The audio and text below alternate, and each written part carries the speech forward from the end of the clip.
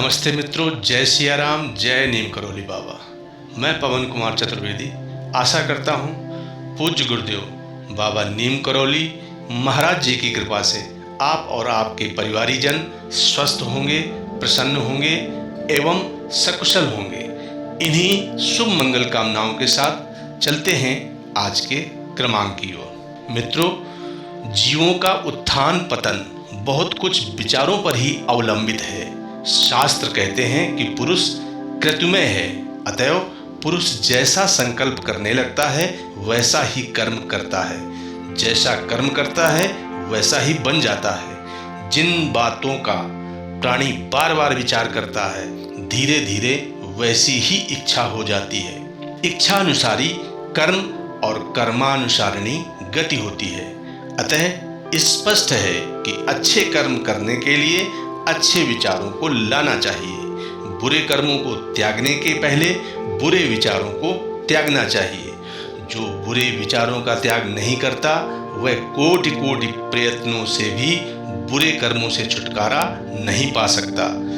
कितने प्राणी दुराचार, दुर्विचार जन्य दुर्व्यसन आदि को छोड़ना चाहते हैं। मदपाई, वैश्यागामी व्यसन के कारण दुखी होता है, व्यसन को छोड़ना चाहता है, उपाय भी ढूंढता है, महात्माओं के पास रोता भी है, छोड़ने की प्रतिज्ञा भी कर लेता है, परंतु जो सावधानी से मदपान, वैश्यागमन आदि दुराचारों के बराबर चिंतन और मनन का परित्याग करता है, उनका स्मरण ही नहीं होने देता है, विचार आते ही उसे विचारांतरों से काट देता है, वह तो छुटकारा पा जाता है।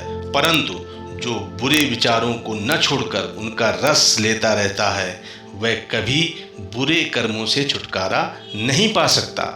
वह बार बार भग्न प्रतिज्ञ होकर रोता है, विचारों के समय असावधान रहता है। विचार से क्या होता है? बुरा कर्म न करूँगा, उसी के त्याग की मैंने प्रतिज्ञा की है। इस तरह अपने को धोखा देकर विचार के रस का अनुभव करता है। वह कभी भी व्यसन से आत्मत्राण नहीं कर सकता।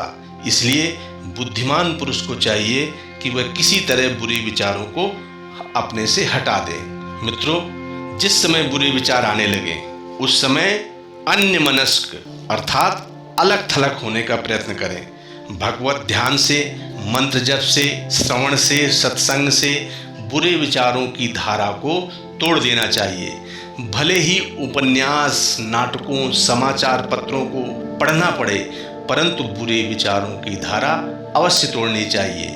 इसी तरह अच्छे कर्मों के लिए पहले अच्छे विचारों को लाना चाहिए। इसीलिए अच्छे शास्त्रों का अभ्यास, अच्छे पुरुषों का संग करने और पवित्र वातावरण में रहने से अच्छे विचार बनते हैं। बुरे विचार और बुरे कर्म छूट जाते हैं। मित्रों, एकाएक मन का संकल्प विकल्प से रहित होना असंभव है, अतः तदर्थ प्रयत्न व्यर्थ है। जैसे भाद्रपद में सिंधु, गंगा आदि नदियों का वेग रोककर उनके उद्गम स्थान में लौटकर उन्हें सुखा देना असंभव है, परंतु उनकी धाराओं का मुंह फेरकर उन्हें छिन्न भिन्न करके सुखाना संभव है। इसी तरह मन के संकल्पों को एकदम रोक देना असंभव है, परंतु बुरे विचारों को रोककर सात्विक विचारों की धाराओं को चलाकर सात्विक वृत्तियों से तामस वृत्तियों को काटकर शनैः शनैः अर्थात धीरे धीरे अंतरंग सूक्ष्म सात्विक वृत्तियों से स्थूल बहिरंग सात्विक वृत्तियों को भी काटकर निवृत्तिकता संपादन की जा सकती है। वैदिक शास्त्रों में बालकों के विचारों को संभालने का बड़ा ध्यान रखा गया है। स्त्रियों और बालकों के निर्मल कोमल पवित्र अंतःकरणों में पहले से ही जो बातें अंकित हो जाती हैं वे ही सदा काम आती हैं। चित्त या अंतःकरण यदि अद्रुत लाख के समान कठोर होता है तो उसमें किसी भी आचरण या उपदेश का प्रभाव नहीं पड़ता, और जब वह द्रुत लाख के समान कोमल रहता है तो लाख पर मुहर के अक्षरों के समान निर्मल कोमल पवित्र अंतःकरण उत्तम आचरणों और उपदेशों से प्रभावित होता है। पहले से ही बुरे संगों और ग्रंथों से बालकों के हृदय में कूड़ा करकट भरा जाना अत्यंत हानिकारक है। इसलिए अच्छे पुरुषों का संग तथा अच्छे हथियारों के अभ्यास में ही उन्हें लगाना अच्छा है। मित्रों, जैसे लोगों का साथ होता है और जैसे लोगों का सेवन होता है, जैसा होने की उत्कट वांछा होती है, प्राणी वैसा ही हो जाता है। श्रद्धेय प्राणी के प्रति श्रद्धालु का अंतःकरण, प्राण, देह आदि झुक जाते हैं। अतएव श्रद्धेय के उपदेशों और आचरणों का प्रभाव श्रद्धालुओं के अंतःकरण में पड़ता है।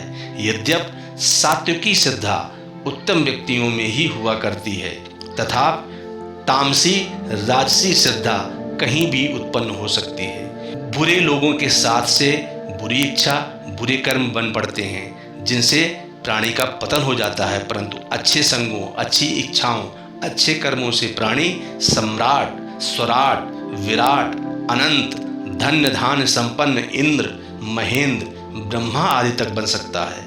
अच्छे संग, अच्छी इच्छा और शास्त्रोक्त उत्तम साधनों का सहारा लेकर प्राणी मनचाही वस्तु को प्राप्त कर सकता है। एक जन्म या अनेक जन्मों में प्राणी अवश्य ही अपने अभीष्ट को प्राप्त कर सकता है, अगर बीच में ही लौटना न पड़े। अन्यान्य अर्थात दूसरी वस्तुओं के समान ही विचारों का भी आदान प्रदान किया जा सकता है। प्राणी यदि अच्छे विचारों का आदान चाहे तो अच्छे शास्त्रों, अच्छे वातावरण और बड़े बड़े अच्छे ऋषि महर्षि अवतारों का स्मरण रखे, उनके विचारों, व्यवहारों को याद रखे। इससे उनके अच्छे विचारों का आदान होता रहेगा। इन्हीं उत्तम विचारों के आने के लिए द्वार को अनावृत करना है। बुरे ग्रंथों, वातावरणों और बुरे पुरुषों को भूलकर भी कभी स्मरण न होने देना ही बुरे विचारों के आने का दरवाजा बंद करना है। बुरे विचारों से घृणा करने और उनके नाश की भावना करने से वे नष्ट भी हो जाते हैं। अच्छे विचारों का आदर और उन्हें आत्मसात करने की भावना से वे बढ़ भी जाते हैं। दूसरों के शुभ अनुसंधान से विचारों में बल आता है। दूसरों के अनिष्ट चिंतन से विचार निर्वीर्य अर्थात निर्बल हो जाते हैं। अतः मित्रों, अच्छे एवं सकारात्मक विचारों से आप अपना आत्मोत्थान कर सकते हैं। आशा करता हूँ मित्रों, आज का क्रमांक आपको अवश्य अच्छा लगा होगा। यदि वीडियो अच्छा लगा हो तो उसे लाइक एवं शेयर अवश्य कर दें। मिलते हैं अगले क्रमांक में, तब तक के लिए विदा लेते हैं। इन्हीं शुभ मंगल कामनाओं के साथ पूज्य गुरुदेव बाबा महाराज जी की कृपा आप और आपके परिवारीजनों पर इसी तरह बनी रहे। आप स्वस्थ रहें। नमस्ते मित्रों, जय सिया राम, जय नीम करोली बाबा।